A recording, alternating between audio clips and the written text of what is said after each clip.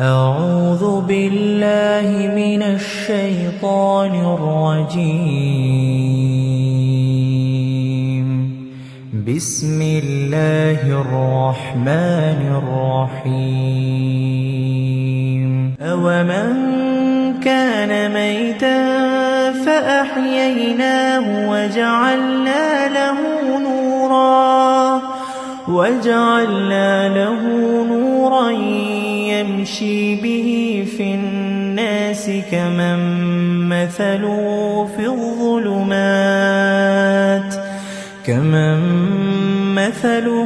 في الظلمات ليس بخارج منها كذلك زين للكافرين ما كانوا يعملون وكذلك جعلنا في كل قرية أكابر مجرميها ليمكروا فيها وما يمكرون إلا بأنفسهم وما يشعرون. وإذا جاءتهم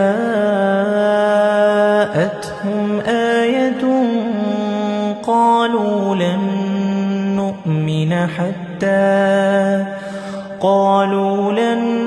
نؤمن حتى نؤتى مثل ما أوتي رسل الله أعلم حيث يجعل رسالته سيصيب الذين أجرموا صغار عند الله وعذاب شديد بما كانوا يمكرون.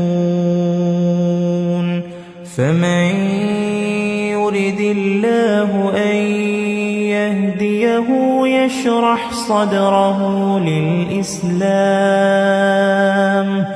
ومن يرد أن يضله يجعل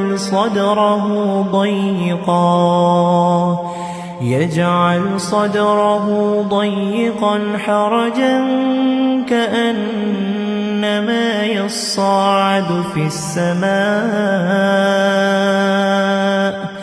كذلك يجعل الله الرجس على الذين لا يؤمنون. وهذا صراط ربك مستقيما قد فصلنا الآيات لقوم يذكرون. لهم دار السلام عند ربهم وهو وليهم بما كانوا يعملون.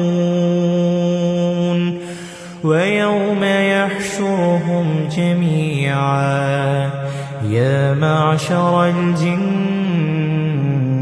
قد استكثرتم من الإنس وقال أولياؤهم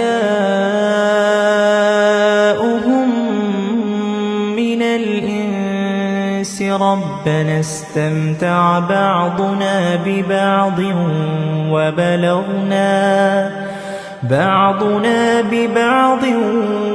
وبلغنا أجلنا الذي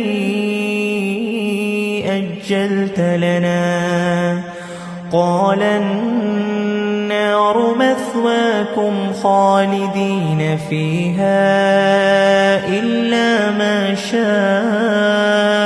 الله إن ربك حكيم عليم. وكذلك نولي بعض الظالمين بعضا بما كانوا يكسبون.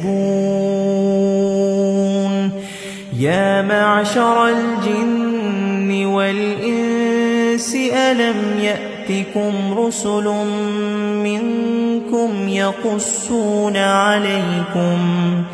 يقصون عليكم آياتي وينذرونكم لكم لقاء يومكم هذا قالوا شهدنا على أنفسنا وغرتهم الحياة الدنيا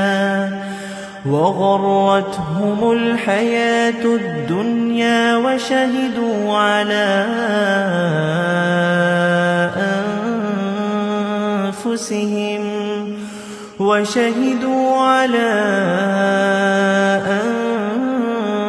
أنفسهم أنهم كانوا كافرين ذلك أن لم يكن ربك مهلك القرى بظلم وأهلها غافلون ولكل درجات مما عملوا وما ربك بغافل عما يعملون وربك الغني ذو الرحمة إن يشأ يذهبكم ويستخلف من بعدكم ما يشاء كما